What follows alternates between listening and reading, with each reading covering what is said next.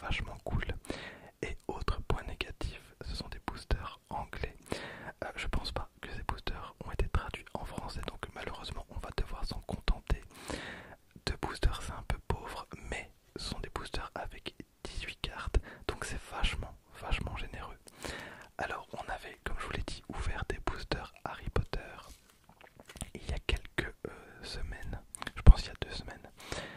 Et pour la prochaine ouverture un petit peu particulière, je vais vous donner un indice. J'ai dépensé sans compter. Bon allez, je vais vous spoil. J'ai mis la main sur des boosters. Ah, c'est trop cool, c'est vraiment trop bien.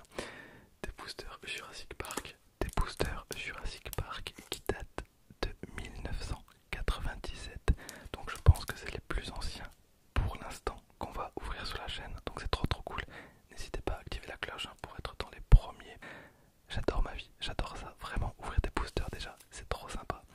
En plus, je découvre des licences, enfin, je découvre des boosters de licence. Vraiment, je savais pas du tout que ça existait un des boosters Seigneur des Anneaux. Mais en plus, vous êtes là, donc c'est vraiment trop cool.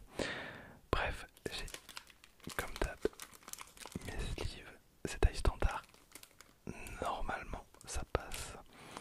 À savoir que je sais pas du tout à quoi m'attendre en ce qui concerne, voilà, tout simplement le physique des cartes. Pour ce qui est d'Harry Potter, j'avais été agréablement surpris. Je trouvais les cartes vraiment cool. Après, voilà, il y avait un petit lien avec les créateurs de Magic. Donc voilà, j'espère que le fait que ce sont des boosters anglais ne va pas trop m'handicaper parce que je suis un petit peu nul à chier en anglais. Bref, je parle beaucoup, vous me le faites très souvent remarquer en commentaire. Donc hop, on va passer à l'ouverture du premier booster. Voilà. Alors, ça m'arrangerait que la carte holo soit tout à la fin.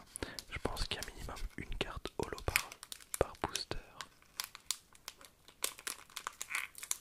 Hop. En tout cas, l'arrière, incroyable. Alors déjà, j'aime beaucoup l'arrière des cartes. Il faut savoir que pour un card game, c'est ultra important le design de l'arrière des cartes, vraiment. Et on n'est pas sur un jeu de cartes très récent, on est sur un jeu de cartes qui date quand même de, j'ai oublié, de 2004. Donc ça fait presque 20 ans que ces cartes sont sorties. Et c'est très sobre, c'est vachement cool. Vraiment, je trouve ça vraiment esthétique. Bref, on va passer maintenant à la découverte des cartes. Ok, donc, hop, on commence avec une carte à 2 d'énergie. Bon, je vais appeler ça par habitude, donc des énergies. On a Farseng Haze. Ok, et bien je vais galérer ma race avec les noms. Et c'est terrible, c'est dommage parce que il y avait des petites annotations juste là. Ok, donc je pense que ce sont des images du film. Ensuite, on a Brigade. Brigade, oui, c'est totalement des images du film. Alors, encore une fois, je suis totalement désolé, je suis vraiment une bite en anglais. Bon, je me démerde plus ou moins, mais il y a vraiment des termes que j'arriverai jamais à vous trouver. Et c'est pour ça que j'essaye pas spécialement de vous traduire les cartes. Si j'arrive à en trouver en français, évidemment, je pense qu'on en ouvrira à fond de balle sur la chaîne, mais ça va être très compliqué. Ensuite, on a The Number Must Be View. The Number Must Be View avec... Voilà, ce sont les images du film. Moi, personnellement, ça me convient totalement, vraiment. Donc, dites-moi ce que vous en pensez. D'accord, et là donc, on voit bien la date 2001. Par contre, j'ai bugué il y a quelques secondes. Parce qu'ici, ok, non, c'est toujours marqué 2001, ok. Et pourtant sur les boosters c'est marqué 2004. Donc est-ce que c'est un rapport avec la sortie des films? Oui, parce qu'ici on est sur une carte 2004. Donc j'imagine que c'est par rapport au film. Et on est sur ce qui paraît être une holographique. Donc on a la flèche rouge. Bon, ça va, je peux traduire. Donc on a la flèche rouge, très bien. D'accord. Ok, donc ah, mais on a quand même plusieurs solos, donc c'est cool. Ensuite, on a Every